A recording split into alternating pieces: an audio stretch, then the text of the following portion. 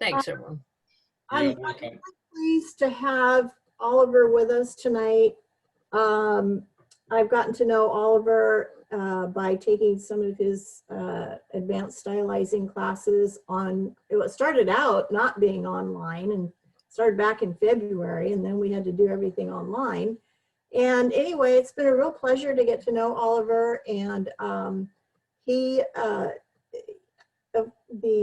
emails that I've sent out really explain his all of his accolades and published books and travels and all that sort of thing. And so his photography is amazing. I'm just always enthralled by it.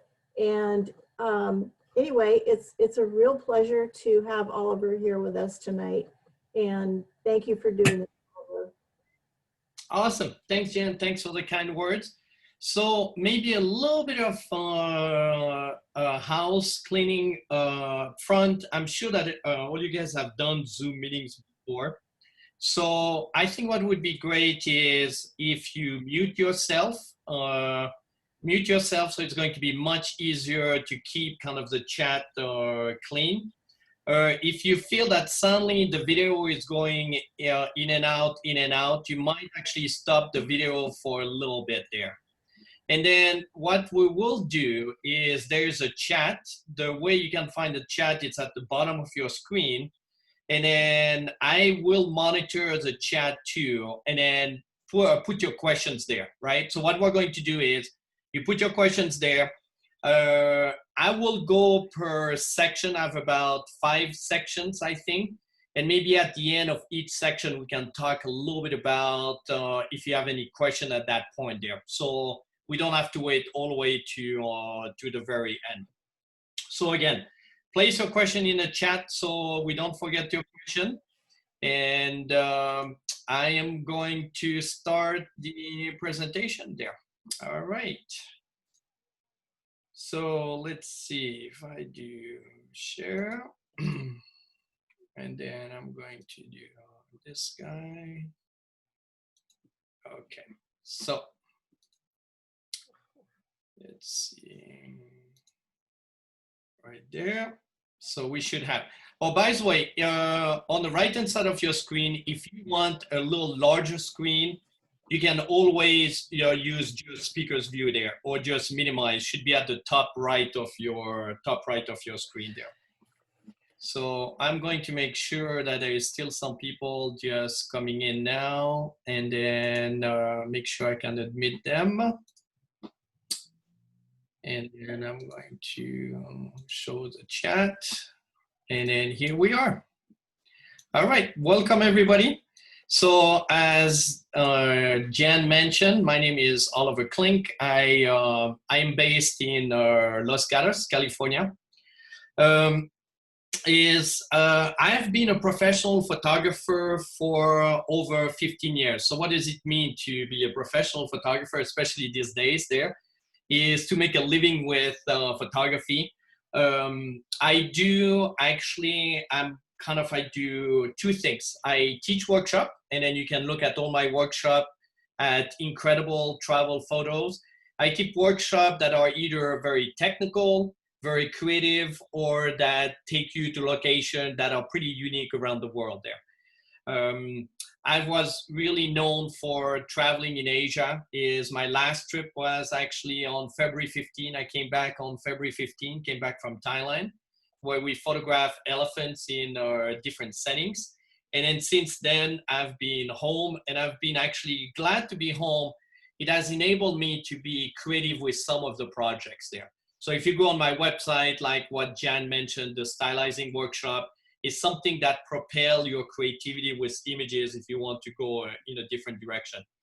I did publish a book in 2000, at the end of 2018. The book is called Cultures in Transition, Spirit, Heart, and Soul.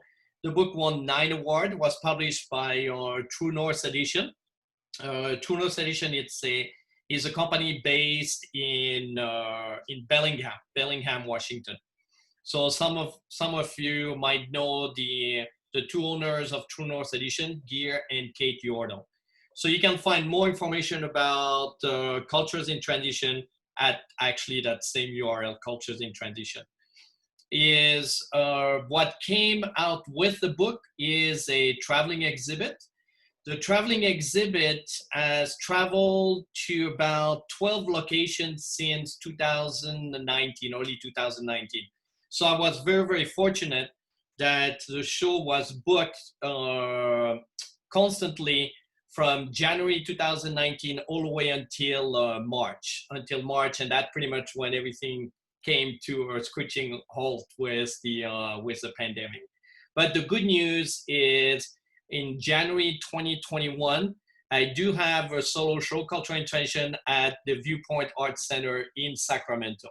So we're still keeping our fingers crossed that there will be an opening on January 8th, I believe, and the show will be there for one month. It's going to be a pretty big show there because they gave me the main gallery, if you guys know a little bit about the gallery.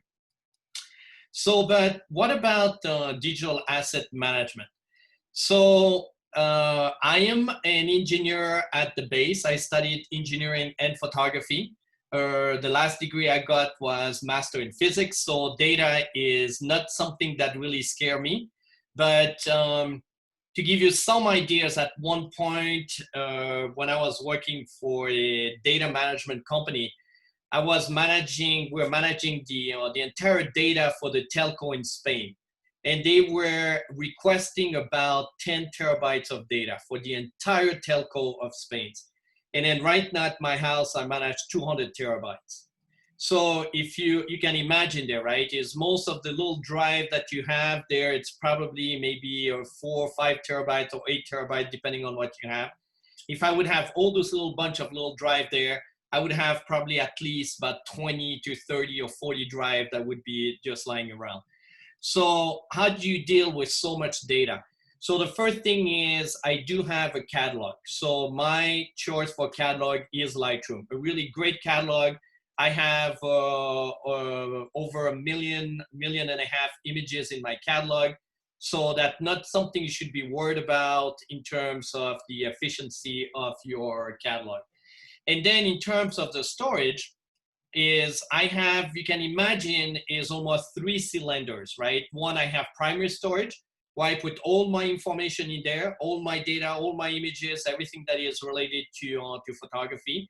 I have what is called nearline storage, also called backup. So the good news, if my primary storage goes down, I can redirect Lightroom immediately to the nearline storage. So the two storage are not the same because the primary is a lot more expensive than the nearline. And then I do archive, offsite archive, just in case if there is fire at my house or theft and stuff like that. But with so much data, I'm not able to basically archive everything offsite. I archive only the master files. So I have a really good way to basically segregate the master file from the other files there.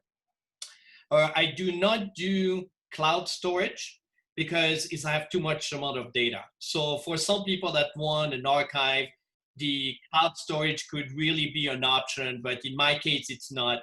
It would take me, I calculated that just to back up just one of my array tower, it would be about 6 months of constant, basically, just using the bandwidth at my house there. So let's go maybe next, what we have next there. So what do you do first when you want to do a storage management there? The first thing you have to think about is how can you tolerate risk? How much time do you have and how much budget? So let me get over the risk tolerance. So can I afford to lose data? So this is the big question you want to ask yourself there, right? And then typically when you're in a pinch there, you said, you know what it is, I can always replace data. So it works really, really well until you work on a large project like I did with the book. So with the book, I went back about 15 years of the images that I had there. So it is basically important for some people not to lose data. But I do have some friends is the only thing they care about is to take images.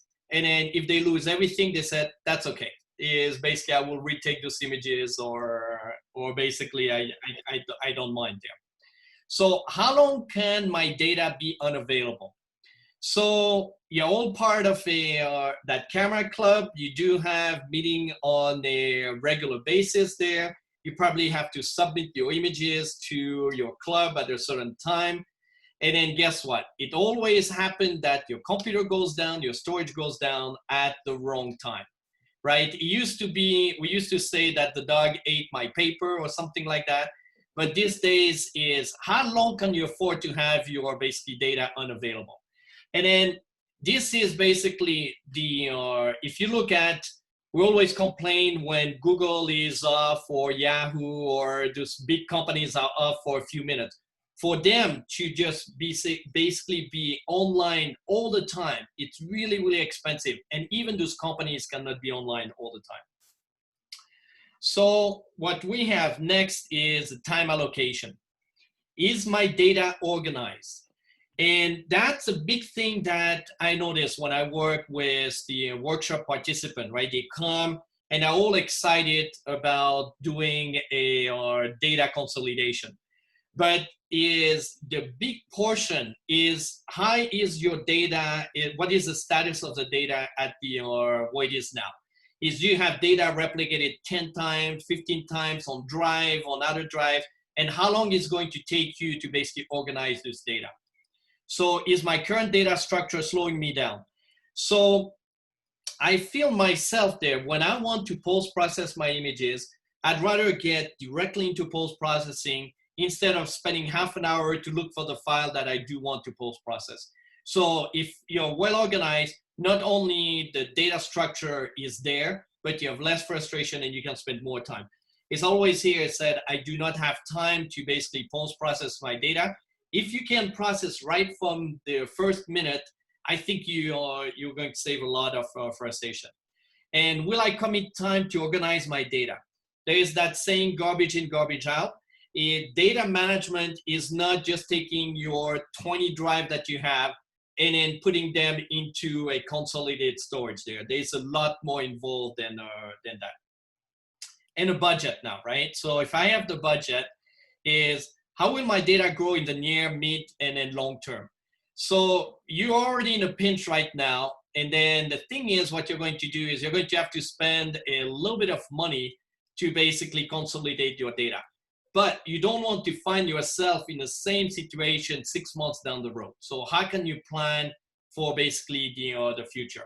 Can I manage and troubleshoot storage myself, or do I need external help? I think this is really, really important, because as soon as you consolidate your data, it becomes a little more complex. Is you have more at risk because you're going to have maybe all your data into one tower. What it means there is if you don't know how to manage that, you might lose everything instead of losing only a little bit when you have this tiny little drive. And if you lose your data, do you have the budget for recovery service? So this is a big thing, right? Is you can basically operate without the net. And then if something happened, you said, do you know what it is? I'm going to go to a recovery service. Usually is if you opt for that path, you might want to query how much is a recovery service. Just to recover a little drive, a 4 terabytes drive, you're probably going to look at about $1,000 by the time they look at it. And it's going to be really nerve-wracking because you don't even know if those data can be recovered or not. That's the so then when you're at that point there is so you have to answer your question there, right? Can I afford to lose data? No. Then that's a really good sign that you're probably a good candidate for the data consolidation. Is my current data structure slowing me down? If that's a yes, that's another good sign. Will I come in to organize my data? Yes. And then can you manage yourself? It's really good if you can manage yourself. But out of all these, I feel that if you cannot afford to lose data, and if you have enough time to organize your data, you're a good candidate to basically start to consolidate. So where do you start? Is you really have first to make an inventory. So here's, for example, one customer that came to my workshop, and then I typically ask questions. He said, give me an idea of what your environment looks like. So her environment looks like she had basically a Mac, an iMac there. She has a bunch of drive that's there. I don't really know how those drives are connected, except there I can see there is a 3.0. But I really felt just by looking at her chart that she was more concerned about her computer than the data that was attached to it. So my recommendation to her was basically you want to extend the life of your computer. She didn't have that much data. And then when you extend the life of your computer, then you maybe have a little bit more money to basically spend to just do a data consolidation. In that case, I felt that she needed probably a second monitors there. Is like I suggested the 27-inch or a larger one. And the strategy at that point, that was in June, I mentioned to her that Apple was likely coming out with a new iMac, and just wait for that new iMac, which basically they released last week, which is a good actually unit if you're in shopping for a computer. So here there was another person, so a little more organized, and then she had a really good project in mind. So she wanted to create basically a repository of all the family images, and a family is scattered across the US. So the first thing we had to think about is that how are they going to upload those images into basically a repository? And then we figure out that the best way was basically through SmugMug. SmugMug is a great interface. People would connect, they would upload their images from SmugMug. It would go into her internal NAS system and then basically connect. She would be basically the person that would be taking care of those images. Her brother is also wanting to have access to those images. So one thing we're still thinking is that, do we need to replicate that NAS RAID storage there to the East Coast where the brother was? And it would have been a good thing, because suddenly you have your data at 3 places. You have in SmugMug, you have inside, and then you basically have a third at the third place. But really what was important was to understand is that how much data did she really have? So you see there that she doesn't have that much data. So it's really easy to start to do replication when you don't have that much data. If suddenly the data start to grow enormously, it's almost impossible to do replication. So I like kind of that format to stay organized. You have the name of your drive, you have the capacity, what is used, and then basically the content. So you know already at that point is how much effort is going to take to inventorize your environment. So the next person there, a little more advanced photographer, it looks like, based on what he used, right? All the Leicas. And then he really is detailed everything that he has there, right? He has his scanner there that is always something to think about there, because if you start to upgrade your OS, then you need to think, I said, what can I do with that scanner if it's not supported, if the firmware is not supported? And then I felt that at that point here, his weakest part, he was using still a MacBook Pro for basically post-processing.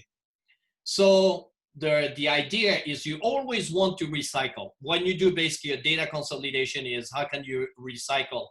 So as he has that scanner there that is at the verge of not working with the new OS, the idea was really to take that MacBook Pro and then dedicate it for the scanner and then put an iMac at that place. As soon as he has an iMac at that place, then everything starts to fall in place there. Fall in place in terms of the printer that he has connected, the card reader is also the application that he used. He definitely has, you can see, very typical. He bought a unit, an OWC Thunderbolt, like it's a RAID system for unit, but not installed yet. So again, I think it is important when you start that data consolidation that you have that plan that I'm buying that equipment, how am I going to get it into my environment? So again, I do like that structure on how that it is inventory. And then as soon as you have that on paper, then it's much easier to figure out where everything is in your environment. So the next person is, it was an interesting environment because it's a dual platform environment where she has still a Mac in the environment and she has a PC.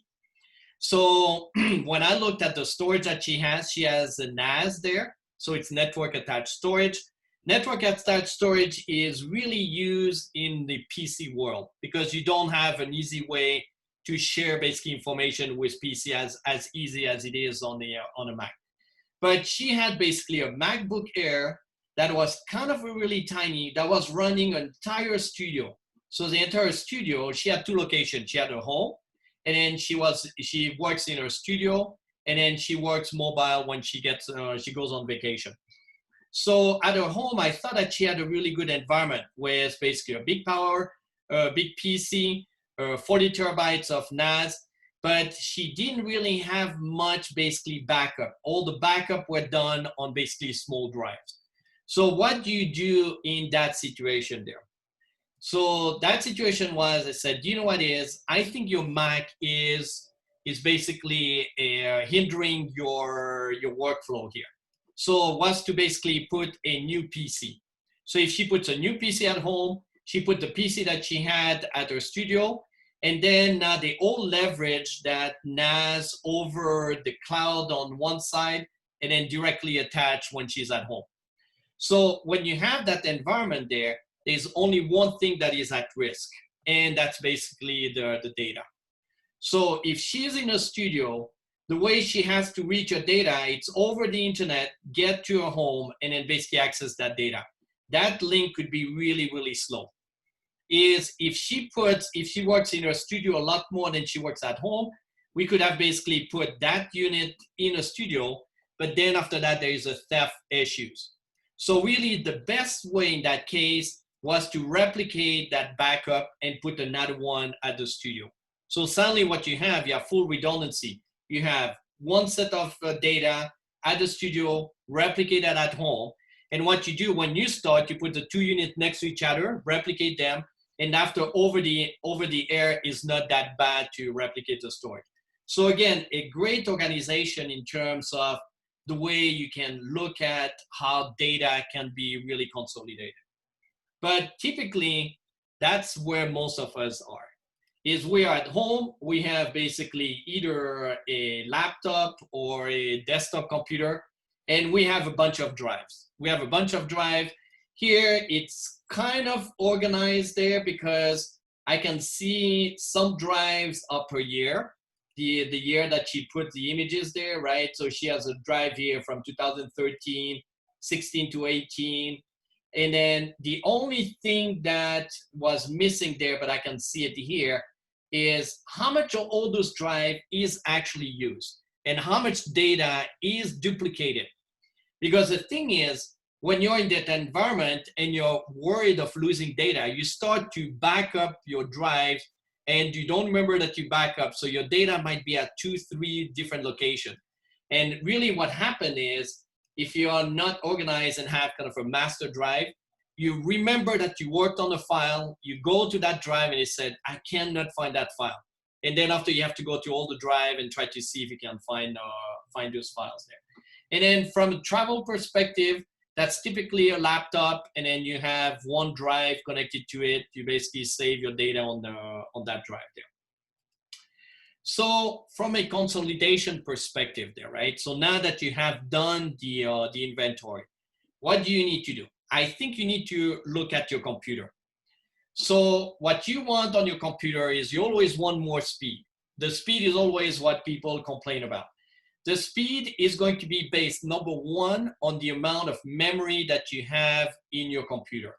So that's called the RAM, right? How much RAM you have. It's going to be secondly dependent on the video graphic card. How much RAM does the video graphic card has, and then the CPU. So if I would choose a computer and I don't want to choose all the options, I usually upgrade the memory, upgrade the video card, and potentially I upgrade the CPU. So, and then on the internal drive, then I want to make sure that I have enough space for a scratch disk. Scratch disk is what complements your memory. If you have like 32 gig of memory, I might have a scratch disk that is about 500 gig or 1 terabyte that basically leverage what Photoshop or Lightroom or those program need. The second thing you want to look at is the type of connections. Connections are really important because that determine the speed, how fast you can access your data. Thunderbolt is the fastest. So Thunderbolt is typically for the Mac people. The PC people do have Thunderbolt card, but it's usually more on a USB 3.1 that you are on a PC. So Thunderbolt, great, is basically you have some Thunderbolt 3 now. It's fastest. And then USB 3, it's more kind of a, I would say, conventional that if you have a USB drive, you probably can connect it to everywhere. Yeah, everywhere you can connect that USB drive. The storage, then the reliability of the storage is important. We all know that drives are going to fail at one point or another. So what you have is the drive that you have, this little drive that they are called JBOD, just a bunch of drives. And then they are great because they are usually protected with a case. If you get the, let's see, they have that rubber around it.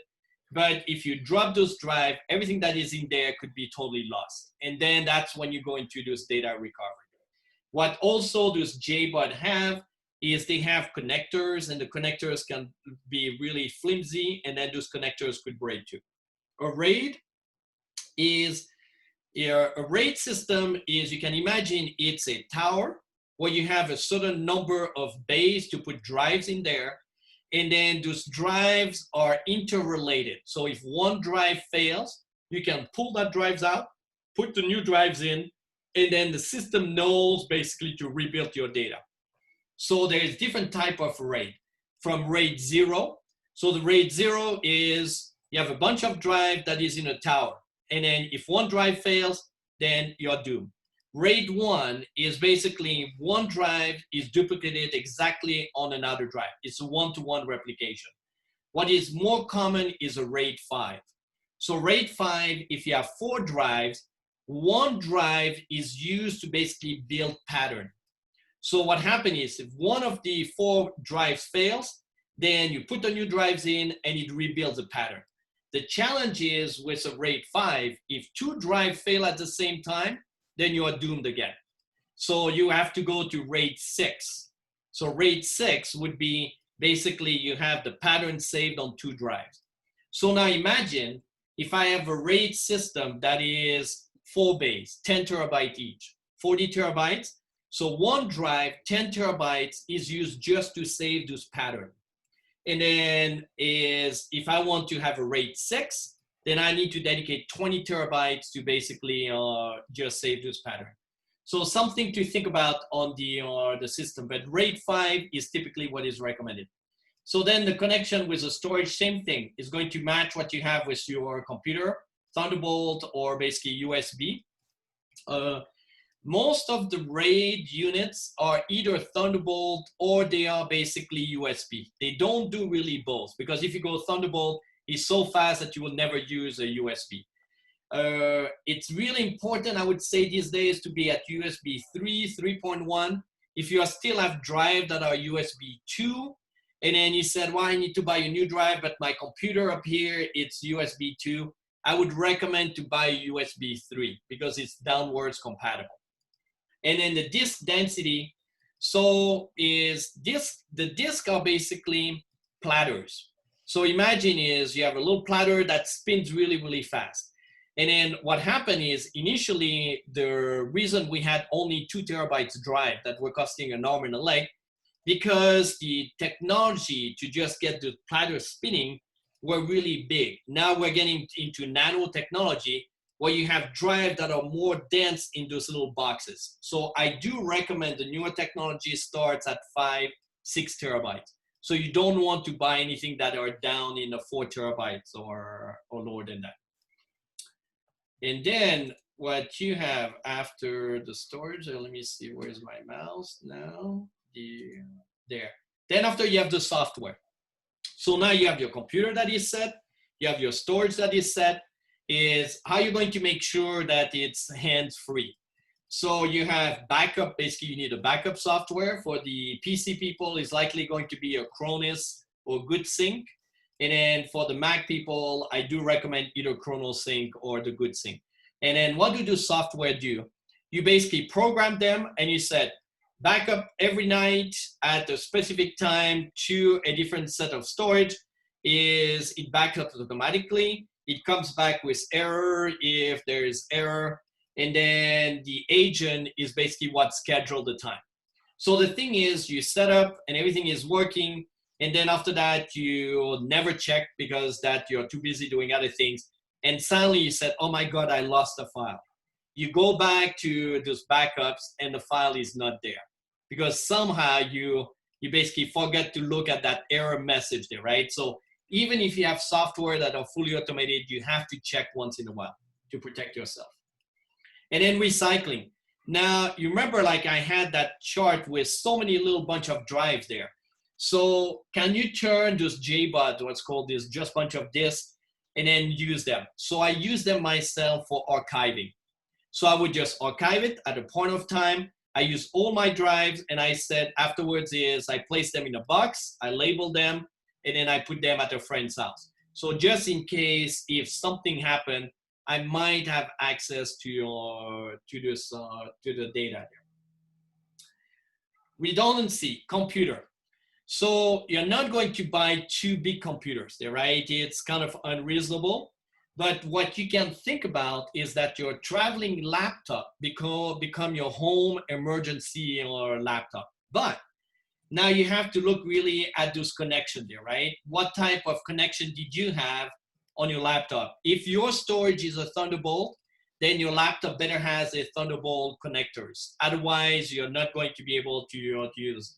And then the post-processing software, just make sure that is what you have on your home machine, you have on your basically laptop. So that gives you a pretty good redundancy there. From the storage perspective, is the RAID system is not data loss proof. Why? Because remember, if you have two drives that fail in the same unit, then you might lose everything that you have. So it's a false kind of a false positive thinking just a RAID system is what you need. You definitely need a backup and an archive if you want to protect yourself. Also, you want to protect yourself not just against hardware failure, but against human errors. So what are the human errors? Is typically you work late at night on your computer, and then you start to move data from left to right or whatever, and you fall asleep on your keyboard, and unfortunately you press the delete key there. So you're not going to notice that this data is deleted, but is later on you said, where is that data? So you always want to have a way to have your backup that is a little bigger than your primary, especially when you do spring cleaning there. You might do spring cleaning and you delete data that you should not delete. And then recycle your JBODs there, as I mentioned, for archiving storage. The software, the backup will go off schedule. Typically when you upgrade or when you change OS, when you upgrade your OS, there is always things that that goes off. So what I typically do is I go take a few random files and I try to look, see if they are in my backup unit. If those random files are in my backup unit, I know that I have a pretty good chance that everything is working there and I don't have any errors. So the growth, the next thing you have to think about is how much you're going to grow. So undersizing your storage recreates a data management nightmare that you're in today. So remember, the reason you're doing data management because you want to consolidate everything. So if you have that tower there, and then suddenly 6 months down the road, that tower doesn't have enough space for more storage, then you're back at square one because you're not going to buy another tower at that point. You already spent all that money. And then what you are going to have to do is you're going to start to move data from one place to the other place. And then the thing is you had a perfect workflow. And then that says, when I get back from my trip, I copy my data here, they are backed up here. And then suddenly you notice that, oh my God, my primary is full. I need to put my data into the backup. And then suddenly the backup is there and it's not backed up at another place. And then it's when you start to lose data. Data recovery is very expensive and nerve-wracking. Just to give you an idea, at one point I had to recover a RAID system that was at that point about 12 terabytes, and that costed me $3,000. And why did I have to recover that RAID system there? Because I was talking to the tech support of the case that I was using, and the guy told me, he said, do you know what it is? We need to reconfigure your unit there. So I'm there and I'm looking at it and I said, do you want to erase this data? And I thought to myself, said, this is primary. There's no way that basically is anything can go wrong. On that primary unit, I had basically not replicated something to the backup unit. And then eventually I lost probably about 15, I think it was 15,000 images there. And that costed me $3,000 to recover. Plus the time to basically put them back into where they were supposed to be in my library. So recommendation is, as soon as you reach about 80% of capacity, is you want to add more storage. Because typically you're going to come back from a trip, you're going to have a huge amount of new data coming there. And then that's basically where things goes wrong. Protect what you don't want to lose, right? So for me, I do not want to lose my master file. So my master files are really, really well protected. They are in a primary, they are in a backup, and they are in an archive, and then they are offsite. The main cause of storage is heat related.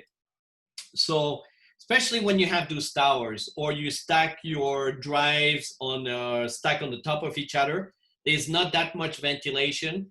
And that's when basically it fails because there is some heat generated. There's new storage that's called the SSD, solid state, that doesn't have as many basically rotating part. They don't have any rotating part, but it's too expensive for just do data management there, the SSD. So the cheaper disks tend to fail early in a RAID system. Typically the cheaper disk that is a Barracuda, Seagate Barracuda. So you definitely want to be at the level of an Iron Wolf or a little bit more expensive drive. And I think these days, kind of the sweet spot there for the storage there is about 10, 12 terabytes right now. 10, 12 terabytes is a good, you get a good price per gig. That's the, so data migration. So now you have your unit, you have your new storage, you have your computer, everything is connected, is you have to migrate all the data. And there is a few things that can happen there. So is if you don't purchase new hardware, you're going to kind of shuffle data between drives. And then at one point, if something goes wrong, you're going to lose storage there. So I do recommend, if you're really serious about, and then also two questions: do I have time, and do I want to make sure to protect my data? You buy your new hardware. Buy your new hardware, and you start to basically copy files. So copy file using the backup software is more accurate than just doing a copy and paste. And then you always start with the most recent data first. Why? Because it's a little easier. It's fresh in your mind. You know what trip you have taken in 2020, 2019. If you start with 2000, the data might be scattered. You cannot figure out basically what is replicated or not. And really the key when you have a new hardware, you want to have a clean data set there, a really clean data set. And then reformat the drive when clean so that you don't go 2 or 3 times into this drive and it said, oh my God, did I really look at this drive or not? As soon as it's done, is basically you just reformat and then archive it. So that's kind of the basis there, right? In terms of the data management. So let me see, does anybody has any questions so far in terms? So really the key is 2 things. Is do you have the budget for it? And then do you have the time? And then are your data kind of already in a good shape so that you can actually start to work with your new data structure? So perfect. So do you want, okay, so there's no question. So let me keep going on the, so maybe just a few things is what happened there. I really think there's different manufacturer out there, right? Is one manufacturer that is really easy to use is basically Drobo. Drobo was made for photographers. It's very simple interface. The challenge that I do have with Drobo, it is a proprietary system. So if something goes wrong with Drobo, you don't have many people to help you out except the Drobo people. So then after that, you have some system that comes directly with the drives. Is, for example, LaCie just give you base with a drive. And then what is great there, it's already pre-configured. They warranty the drives, and then, but it's a lot more expensive. So if you want to basically save a little bit of money and still have some really good, basically data structure, purchase a RAID system that is naked. You purchase a RAID that is naked, and then you add your own drive afterwards. You're going to save a fair amount of money. Yeah, Drobo is spelled correct, D-R-O-B-O there. So what 10, 12 terabytes do you like? I do like the Iron Wolf. I use the Iron Wolf, or I use the WD Red NAS. Yeah, the Red NAS that I also use in my drives. So let me move on to the second section, which is, so your travel workflow. So most of your data is probably going to come from your travel. So let's see what we have on the travel side. So what you do is you're likely going to start with your camera. You probably save somewhere in the storage. There's Lightroom that involved. Is when you get home, you have, that's a RAID system, by the way, right? Is those big cases there, this our RAID system. And then when you are there, you're probably going to publish your images or print your images. So that's kind of what I see as a digital asset management. And then I think Lightroom is still one of the leader for the cataloging of your images. So the concept is you have one master catalog. So you need one master catalog at home, only one. You don't do many catalog, one for landscape, one for street photography, only one. And the reason for it is you can search everything, all your images, when you have only a single catalog. And then you create a travel catalog for every trip that you do. So if I go on a trip to China, I'm going to create a catalog that is China. If I'm in Africa, I create a catalog that is for Africa. So then is when I am on a trip, I use keywords, I use copyright, and smart preview on import. So every time I import my images into my Lightroom on a trip, I already have basically all the copyright. And you notice that I have copyright that I made for every year. So what changes from one year to the other is just a copyright year that you can see in that screenshots there. So every images that goes into my database has a copyright. What is the advantage of having that? As soon as I export my images, there's always my name, my information that travel with my images. So if my images get stolen at one point, is normally the person, if they're honest, they should be paying for those images. So because there is basically a way to look at it. Smart previews, I do smart previews instead of standard previews because when I'm on a plane, I can actually work on my computer and then store my images, and I don't need to have the storage attached to it. Keywords, I'm going to talk a little bit about keywords in a little bit.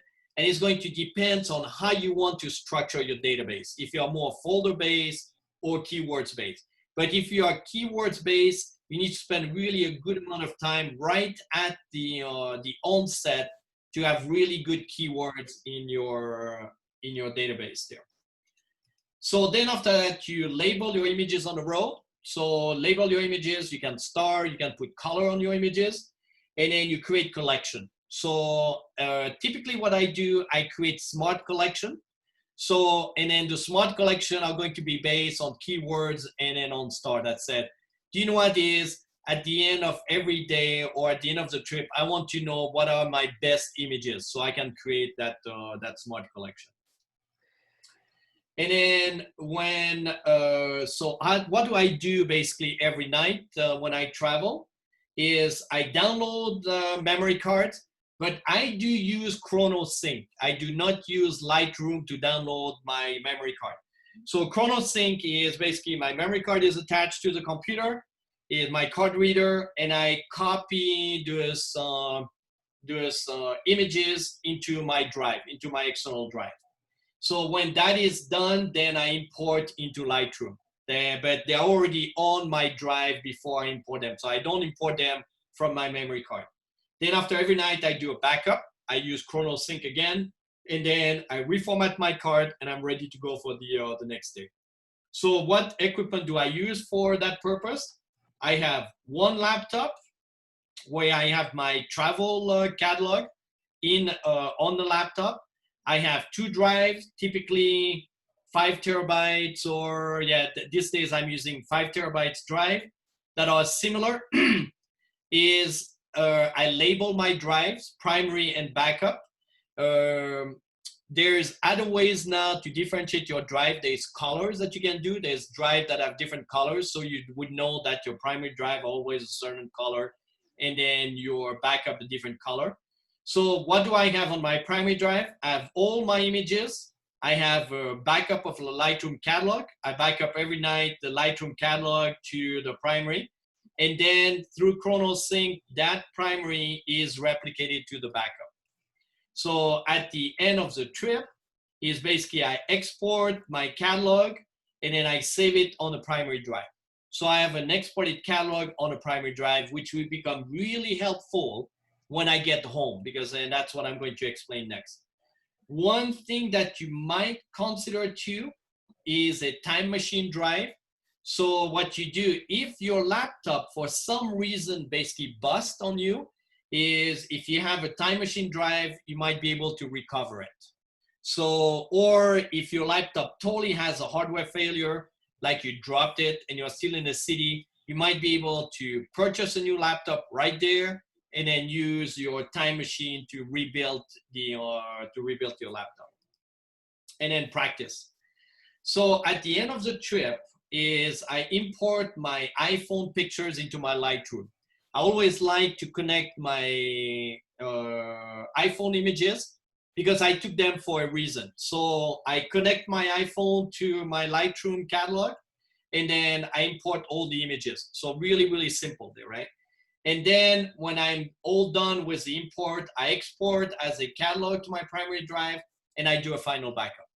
So that before I leave the location, I always have my primary equal my backup, and I put these two drives at two separate locations. Is one typically in my camera bag and the other one into another bag there. I try not to travel with the drives at the same place. So when I get home, what do I do when I get home? I copy the data to the RAID tower. So this is really important now, right? Is how you're going to do that process there. So the first thing is I have my RAID tower there and I have my master catalog is on my desktop. Remember, like my desktop already has about 2 terabytes of storage or something there, 2 to 4 terabytes, because that's probably the fastest, right? If you have your Lightroom catalog on your desktop. So I connect my primary and then I connect over ChronoSync to my RAID system. So in my RAID system, I have an organization and then the data is copied at the right place. So if I did basically take pictures on the last day on the plane or whatever, then I copy this memory card into the RAID tower. So then afterwards is when I'm done with that is from my primary, I had basically exported that catalog. I go to my desktop and I do an import as a catalog. So all my information that was in the Lightroom catalog, the travel catalog, goes into my master Lightroom catalog. So I do an import at that point, but I do not change location. So if I would look at my Lightroom at that point, I would have the travel trip connected to that drive that is still called primary. And then as a third step, what I do, then as my data is in a RAID system, I update the folder location. I update, I said, you know what it is? I don't need that primary anymore. Connect it to the RAID system because that's the same data. And then if I had copied basically my last day memory card to the RAID system, I do a synchronize because this data were not in the Lightroom. And then suddenly I have my perfect RAID system that is organized. I have my Lightroom that is up to date with all the star system, the colors, and then the collection that I created. And then I have an automatic backup that goes there, but I want to make sure that this is backed up. When this is backed up, then I can reformat my primary drive and be ready for the next trip. So that's kind of the idea. So you see, it's kind of the same system that I use when I travel. I use exactly the same software. ChronoSync for me is the base of everything that I do, from a backing up data to copying data between memory cards. So is there any questions on basically, let me go maybe back one on this, because I think that's really important to understand what you do from the travel all the way to the home, and then how you can basically combine the two. I have a question, Yeah. Oliver. When going back to the iPhone, Yeah. I used to be able to plug my iPhone in and import it into Lightroom, but it's become increasingly difficult because of the new file, HEIC it's called, I think. Mm-hmm. So Yeah. I'm not always able to download my iPhone images into Lightroom. I mean, some of them go in there and some of them don't, and I believe it's because of the type of camera I was using. So in other words, the native camera, or if I'm using the Lightroom camera or another camera, I'm not always getting all my images. So how do I fix that? So what I noticed myself there, right? If I am in the that menu there, my phone always shows up there. When I connect over the USB, my phone always shows up, but sometimes the images don't show up because it needs to load all those images there. So what I typically do, I would unconnect the iPhone and reconnect it, and typically on the second go, all the images shows up. So I've not had any problem, but sometimes I do have to connect twice. Yeah, Okay. I have to connect twice. Does it matter what iPhone camera you're using? I'm using the 11 now, and I have no problem basically connected the 11 to it. With So the I think, yeah. The native app. Yeah. So and then that's basically the latest OS. The only thing what you want is if you don't see your iPhone, unconnected and reconnected. So that would be my my suggestion there. But I've not had any problem with that. That's the. Any other question on the, let's see, describe how you rate photos and do you delete photos? So how do I rate photos? So I typically start is if I download my images after a full day shoot, I go quickly through the catalog and I rate with 2 stars. I rate all the images that are valuable with 2 stars. And I only look at those images as thumbnail, because otherwise it would take way too long. And then when I have the 2 stars, I only look at the 2-star images and I push them either to 3 stars or then go down to 1 star. So if I take a series of images of the same scene and I like that scene, I might select 1 images in that scene. And then if that image is not exactly the perfect one, I can go back to the entire scene and look at the adjacent images there. So I do not delete images. I do not delete images because when you're on a trip, is you're already so busy with trying to rate your images, trying to figure out what you want to do the next day. That's the last thing I want to do, to delete images. And I'm going to talk a little bit about spring cleaning in the next section there. But really the key, and then the reason I do smart collection is because I set up a smart collection. I said, basically put in those folders everything that is 2 stars or more, or 3 stars or 4 stars or more. And then maybe the images that I rated as a 4-star on day 1 might not be a 4-star on day 3 because I've taken other images. So suddenly I have all my 4 stars that can be reduced to a 3 stars or 2 stars afterwards. So that's typically what I do. Yeah, I rate my images every night.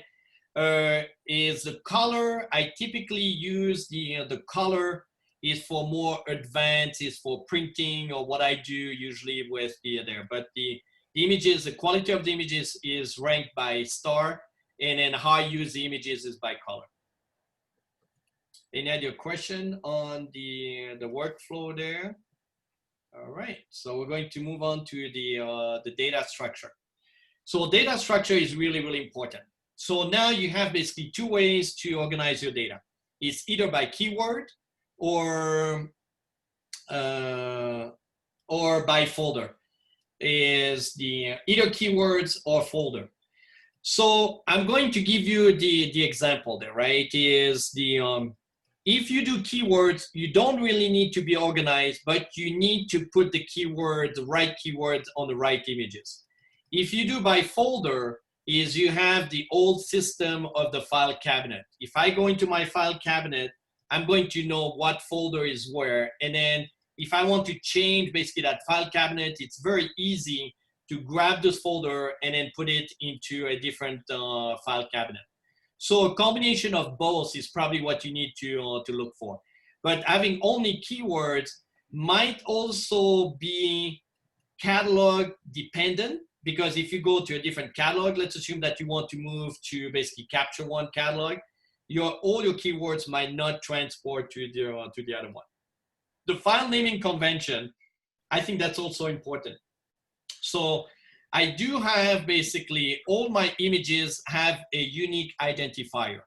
So it's that XXX there, right? If I start out of the camera, I have xxx.arw or CR2 or NEF. Then after they become XXX underscore master, XXS under master print. Now you notice that the reason I can basically differentiate, find my master files, because I put master into all the images that I have processed. So what is XXX? XXS could be the image number in your camera, right? What comes out of your camera. And then saving the data, I like to save the data per group. So I might create a folder that is called Africa. And I put all my Africa pictures in that folder. And then that folder resides in the same RAID tower. So let me show you why that is important there. So if you are in Lightroom, what you have, Lightroom is going to show you all your drives. So that's the top level are going to be all your drives. So if I go, for example, in all my drives, I have basically galleries that are organized. So if I want to look easily at all my picture for Europe, I know that they are under that gallery 6 that is Europe. If I want to look at all my picture from Asia, they are on a different drive. You see, right? There's a different drive and then there's a different drive. You notice that Asia, I have basically 2. I have an Asia here and I have an Asia 2 because now I'm working on 2 different projects for Asia. But that's what I like there, right? Is ARC10, everything is there in one. And then after that, if I go to Africa, that is all under ARC12, then I sort by countries. I go countries, Kenya, so I can easily find basically all the images that I took from Africa. So very, very easy at that point. And then under each subfolder, the Zambia subfolder, I do have basically what I did on a daily basis there, right? So to me, I don't sort my data per date because I'm not going to remember what it was. It was the first day, second day, or third day. But I do remember basically the location. I was at Flat Dog. And in this instance now, I'm sorting it by basically species. So instead of making keywords of elephants, is basically I create a folder and I put all my elephant images into that folder. So now if I want to work really quickly, I go elephant folder and I know that all my elephant are going to be there. So if I go to China, I have a little different there. Is I put the name of the location that I went to, and then now I went per date, and then I put the month too. So you notice Africa, I started to do the same, but it took me a little longer there. So it is important to have a really good structure when you start, because if you have to relabel a folder, then after your backup is going to change, your archive is going to change. So that's going to be different. And then the way I subcategorize my trip is again per the town that I visited or whatever I did during that trip. So here's the idea of that unique identifier. So if I look at that unique identifier that came out of my Canon camera, right? Yes, whatever there. And then I can look at, if I do a search on my catalog, I can see everything that I have done with that image. And you can see there's one image there that might be a little bit odd there. So maybe it was when my counter basically went over maybe twice there. But pretty much I can see there that everything that I've done with that image. So very easy to find what you do with those images. And again, right, is I have my master, and I have my master when I just do more kind of the stylizing, and I have probably a print somewhere here, somewhere I have a print, and then the size that I print those images at. So you remember what I import? I import that metadata, that copyright. So it automatically populates the information in Lightroom. So all my images have a copyright information. And then I use the title and the caption to be consistent, when I export my images. Or if someone asked me, said, what is the name of that image? I can go to Lightroom, to my master file or my master print file, and I always have the same name of that image there. So I keep track of my title in Lightroom. So here's the way I use the collection. So I don't do much keywording, but I do keyword like, for example, backdrop, portraiture, elephant. And then when I work on large project, like an elephant project, I do smart collection. And then after I do from the smart collection, I drag item into a normal collection. So, but the smart collection would come based on the rules that I have. So when I am on a trip, I can start already with that same organization. So when my smart collection comes back into my master catalog, it's already there. So that's kind of the data structure. What I do recommend on the data structure is you have to spend a fair amount of time to have your proper, basically, organization to it. So that's kind of very important. So I'm going to answer a question from Anita about Backblaze. Do I use Backblaze? Backblaze is really, really good. It's basically on cloud storage. It really depends on how much storage you have. Backblaze used to have basically that policy. If your storage was not connected in the last 30 days, they would make the assumption that that storage or those images were no longer there. But now they have a special program that you pay extra, and your images will never basically expire on their system.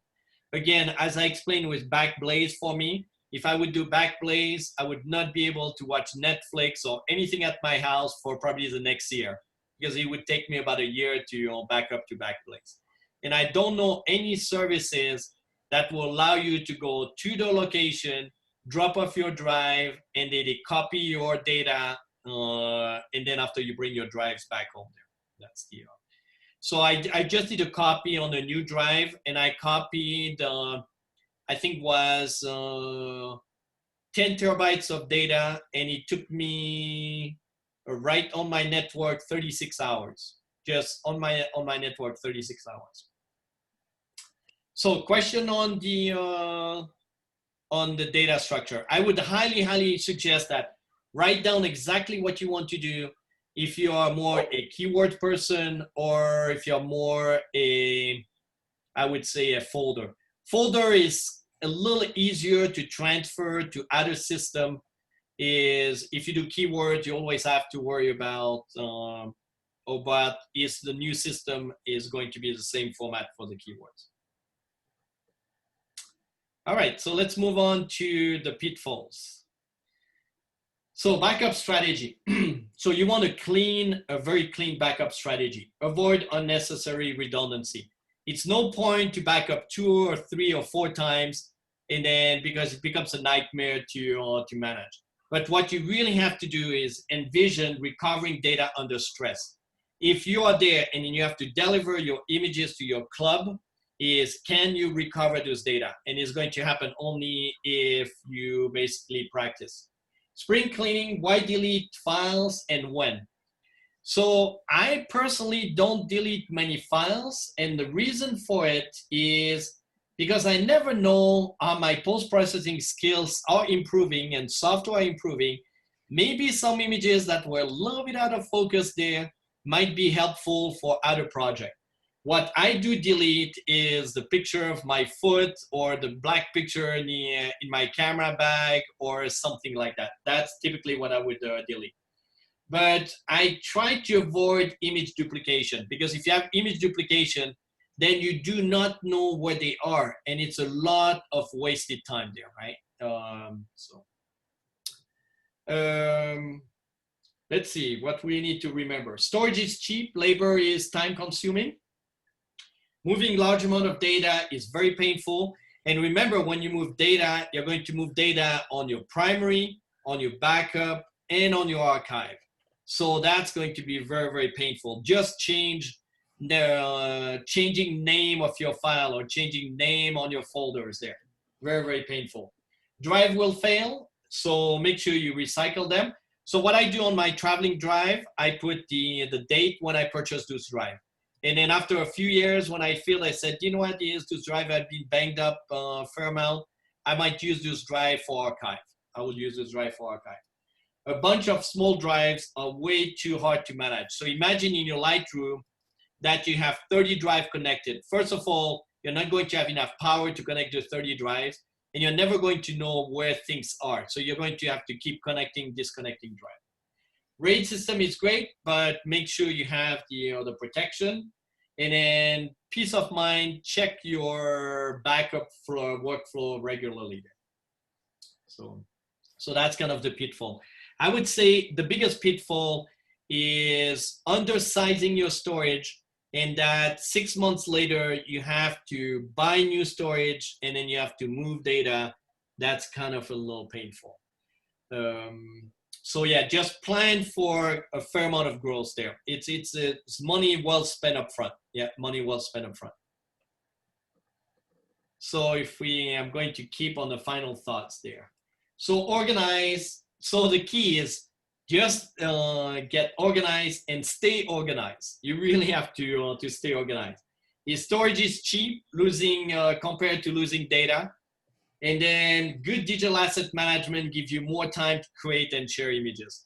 So I think at the end of the day there, right, if you are really well set up with your Lightroom, it's very easy to export images, to put your images on your website, to export for basically Facebook or for Instagram.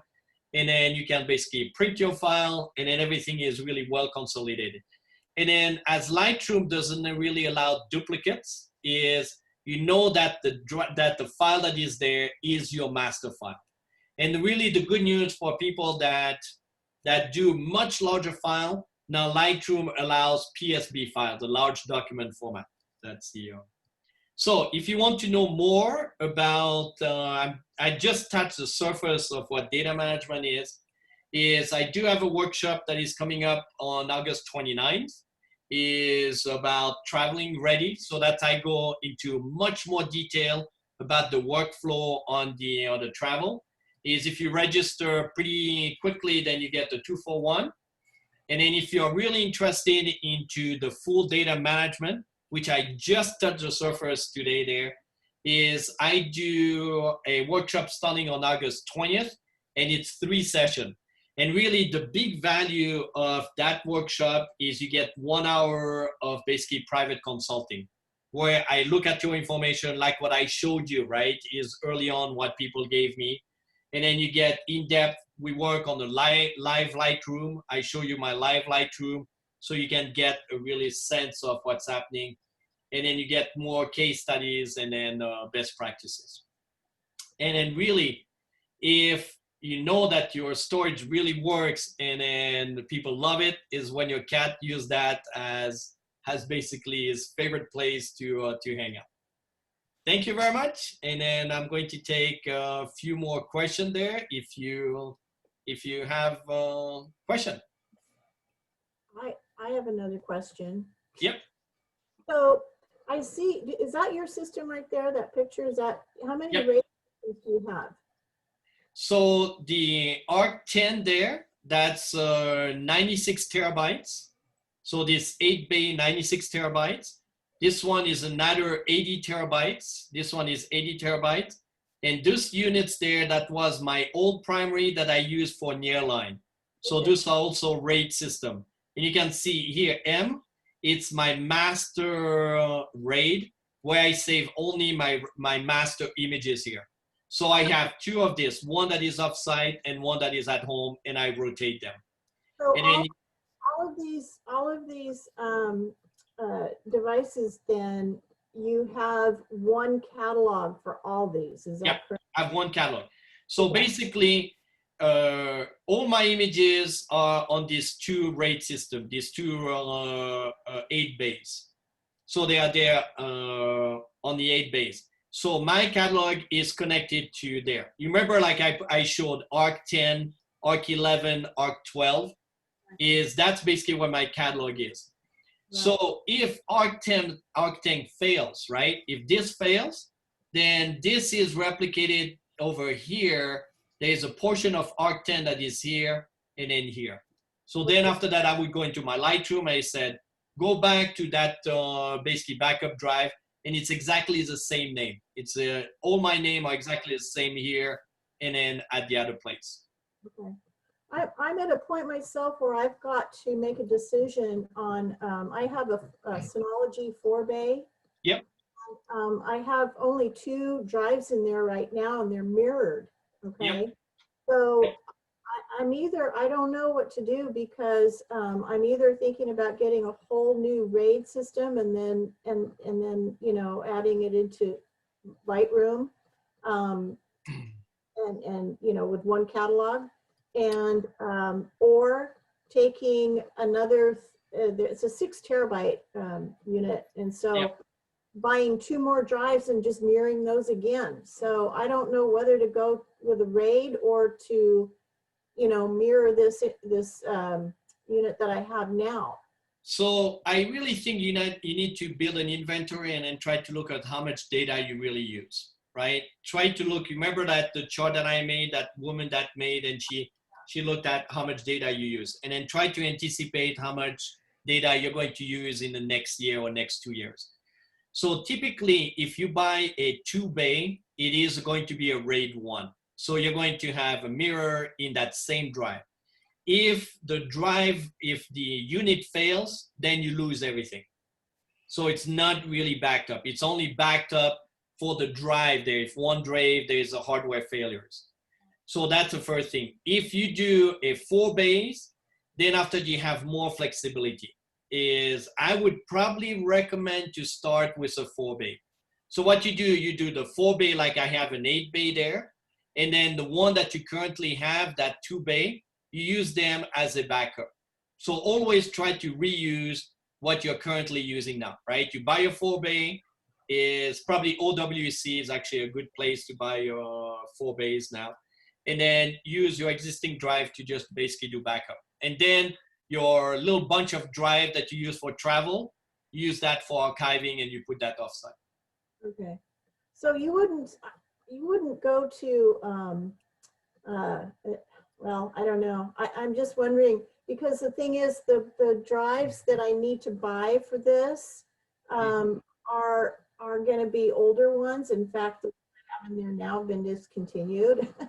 And so, and they're Seagates. And you mentioned that Seagates are maybe not that great. Well, the Seagate's Barracuda. The Seagates has multiple drives. They have Barracuda, they have Iron Wolf, they have many basically level of drives there, the Seagate. So I would not, so in your case is you're going to patch it. if you keep with your 2 units and buy another 2 units, it's going to be a little patch up work. And then eventually you're going to have to buy another two drive units. And it's going to grow. Instead of having only just a bunch of drive, you have just a bunch of drive in a case that has 2 drives. So really what you have is just a bunch of drive now. That's just a bunch of drive that are protected. But even if your case fails, then you're done. Yeah. That data is done there, right? So. Okay. All right. So, and then those 2 bays usually don't handle really a large drive either. The firmware doesn't handle really large drive there. Right, right. So. Well, thank you, Oliver, so much. You're welcome. You're welcome. So it is a big things to take on, I think. But when you really have it, it makes a big difference. It makes everything flows. You get home, is basically everything is transferred to this ARC unit there. And then everything is already in the same format as when I'm on the road. I use the same format, the same data structure as when I'm home. So that's kind of the idea. That's what you want to do. Fantastic. This has been really great, really informative. Thank you so much. Fantastic. And yeah, I suggest that if you guys really want to be serious about your data management, there is again, that workshop that I do there, the digital asset management. I think some of you might have taken it too, especially with the 1 hour private consulting, and everything is done online. Yeah, everything is over Zoom. So. Cool.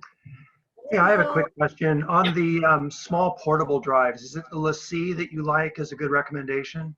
I don't use LaCie. To me, they're a little expensive, the LaCie there, compared to the Seagate. So I really think now you're almost at the point. I need a little more data myself, right? Because I shoot with really large megapixel camera. But if you need only 1 terabyte drive or 2 terabyte drives, I would go with the SSD, the SanDisk SSD.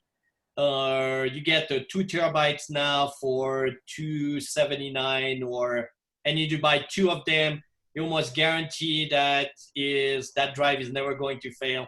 The only challenge is it's easier to lose them because they are so small. But I personally use a Seagate, the 5 terabyte Seagate. And that's what you use traveling? Yeah, I do 5 terabyte Seagates, and I usually buy 2 different colors, 1 blue and then 1 black. So I know when I am in a dark environment, there is which one is a backup, which one is a primary unit. And this drive are cheap, $99, I think. 5 terabytes is $99. Yeah, by the way, Costco has the 5 terabyte Seagate drive on at $89 right now. Yeah, so it's $89, $99 there, right? Yeah, it's regularly $120. So. Yeah. Usually the blue drive costs a little bit more, about $10 more. But it might be helpful there, right? If you want to organize or just label it primary backup. Great. I have a question. Yeah. What do you think of the Western Digital black drives?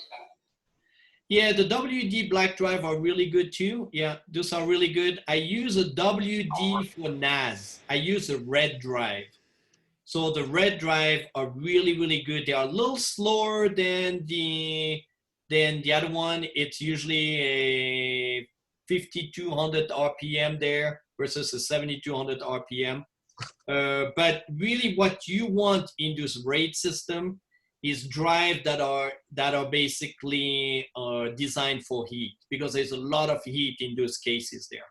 Yeah, you get a lot of heat there. So I used to use the Barracuda early on, and I was getting drive failures after drive failures there. And you know, if one drive fails, it's pretty much the other one is going to fail pretty much at about the same time.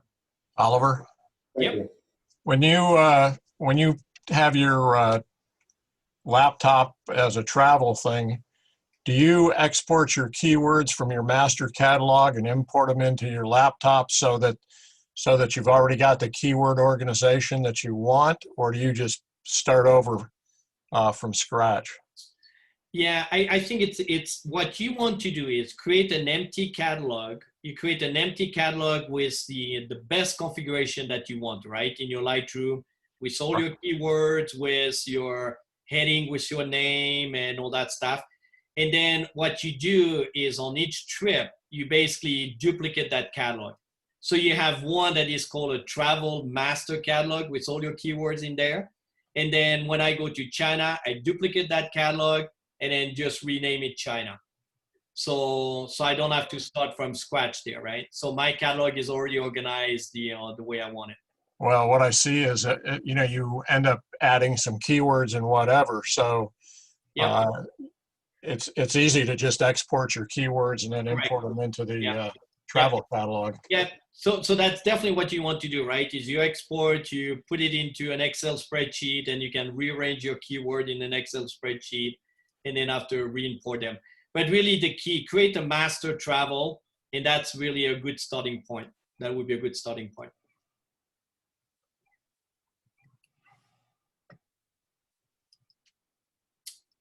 All right. Well, good luck everybody with your data management.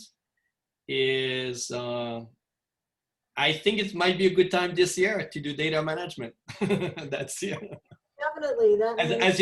as you're not spending the budget for the travel, so you have the budget to buy the storage, and then you might have a little bit of time on your hands there, right? So I think it's really the perfect year. If you cannot do it this year, I'm not sure when it's going to happen. That's the year.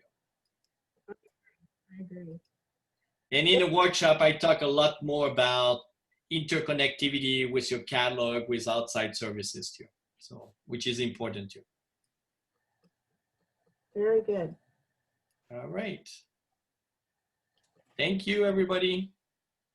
Thank you, Oliver. Good night. Good night, everybody. Thank you, Oliver. All right. Stay healthy and creative out there.